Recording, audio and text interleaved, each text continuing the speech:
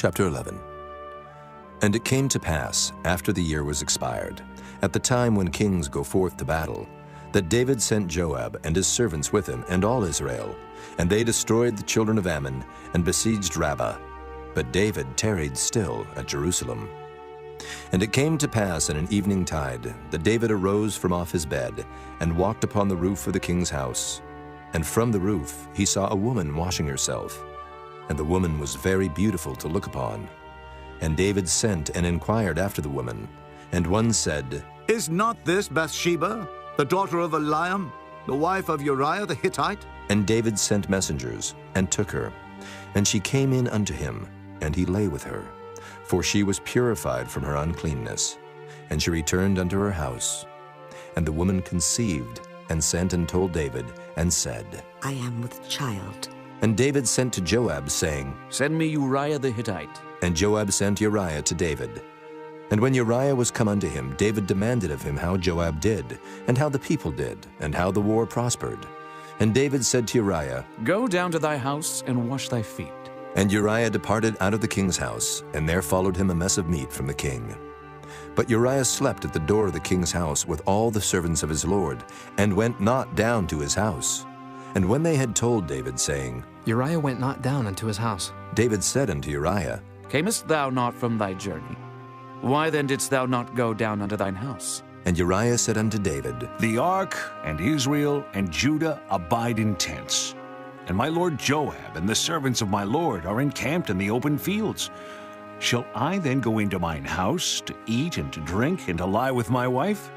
As thou livest, and as thy soul liveth, I will not do this thing. And David said to Uriah, Tarry here today also, and tomorrow I will let thee depart. So Uriah abode in Jerusalem that day and the morrow. And when David had called him, he did eat and drink before him, and he made him drunk.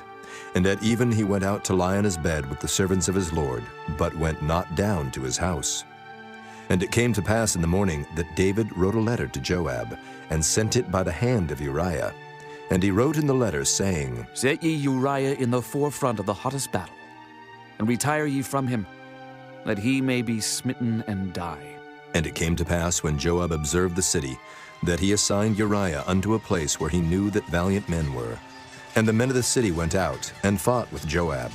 And there fell some of the people of the servants of David, and Uriah the Hittite died also. Then Joab sent and told David all the things concerning the war, and charged the messenger, saying, When thou hast made an end of telling the matters of the war unto the king, and if so be that the king's wrath arise, and he say unto thee, Wherefore approached ye so nigh unto the city when ye did fight? Knew ye not that they would shoot from the wall? Who smote Abimelech, the son of Jerubbesheth? Did not a woman cast a piece of a millstone upon him from the wall, that he died in Thebes? Why went ye nigh the wall? Then say thou, Thy servant Uriah the Hittite is dead also. So the messenger went, and came and showed David all that Joab had sent him for. And the messenger said unto David, Surely the men prevailed against us, and came out unto us into the field, and we were upon them even unto the entering of the gate. And the shooters shot from off the wall upon thy servants, and some of the king's servants be dead, and thy servant Uriah the Hittite is dead also. Then David said unto the messenger, Thus shalt thou say unto Joab, Let not this thing displease thee, for the sword devoureth one as well as another. Make thy battle more strong against the city, and overthrow it, and encourage thou him.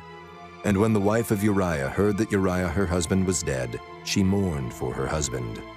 And when the mourning was past, David sent and fetched her to his house, and she became his wife, and bare him a son. But the thing that David had done displeased the Lord.